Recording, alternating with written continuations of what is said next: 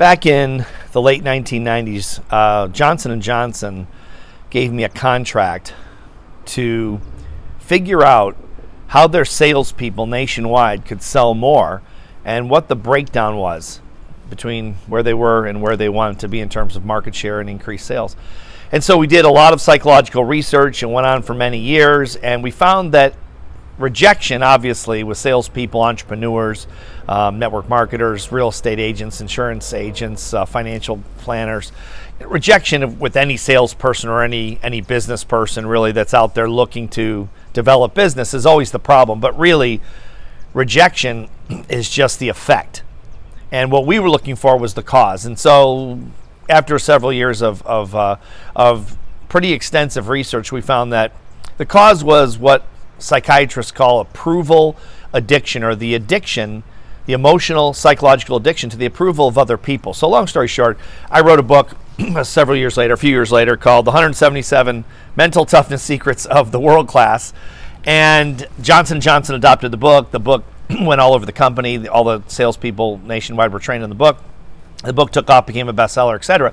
So after that, the company said, we want you to write a book that's the coaching book for this book. So our sales district managers can train the salespeople nationwide on that book, but you have to write this book. So anyway, long story short, I ended up writing this huge book called The Coaching Book for the 177 Mental Toughness Secrets of the World Class. And it's a 600-page book. I mean, you can stop bullets with this book. I mean, it's just the biggest book. We don't even print them anymore. You can buy it on an ebook if you want to look at it. I'll put the link in this post. I think it's $12 or something like that, the ebook. But the big book was like $75 or some crazy thing. But I wrote it for J&J, and they use it all over. They still use it to this day, 20 plus years later.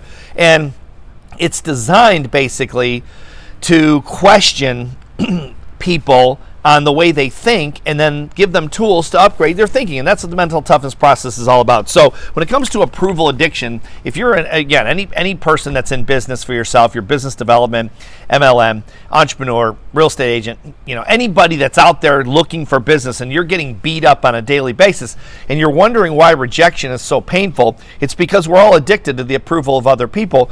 Excuse me, because as children, when we do what the big people say and the powerful people tell us what to do, like teachers, coaches, ministers, parents, anyone in authority, when we do what they tell us to do and we get their approval, they give us what we want. So effectively, over 20 years of growing up, we become addicted to approval. And it's fine until you go out and start looking for business and people reject you 95% of the time, and it feels bad.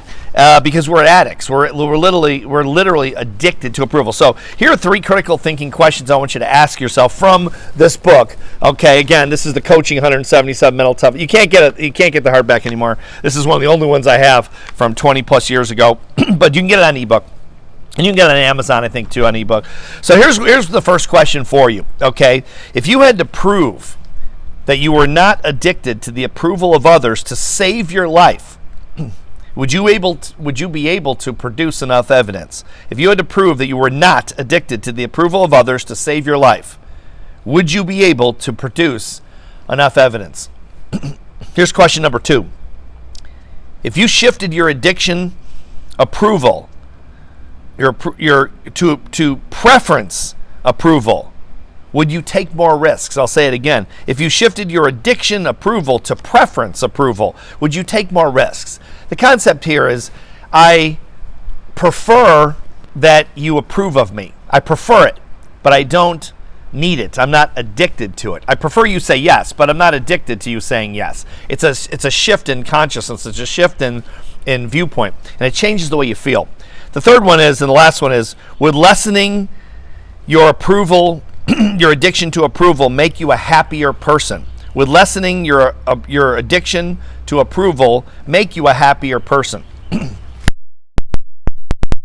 After doing this for a very long time in about 10 countries around the world, I will tell you in no uncertain terms that people that focus on overcoming their addiction to the approval of others are far happier. Because all of a sudden, you're free.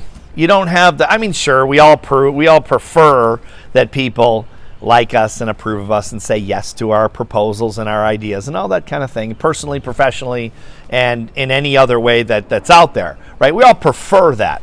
But when you let go of needing it, there's a freedom that comes with that, I think, where you think, I hope you like me, but if you don't, that's okay, because I like me. And I hope you say yes, but someone will say yes if you don't say yes, so I think I'll be okay.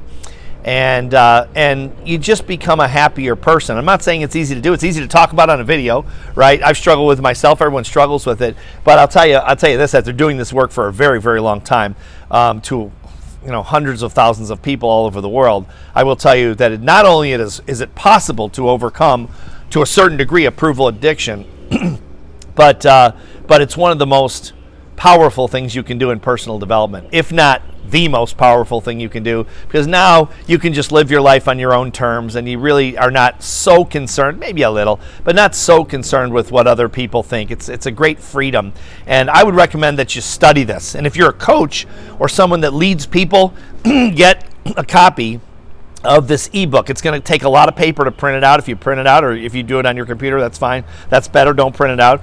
But it gives you, there's 1,068 questions I wrote for Johnson & Johnson in this book. 1,068 critical thinking questions that I've literally used for 25 years with the biggest companies in the world, including J&J, to ask them, to probe them in terms of their psychology and the difference between an average performer, the way they think, and a world-class performer. And the differences, I should say, are profound. So study it and see how it impacts both your business and your life and just your happiness in general. Thanks for watching.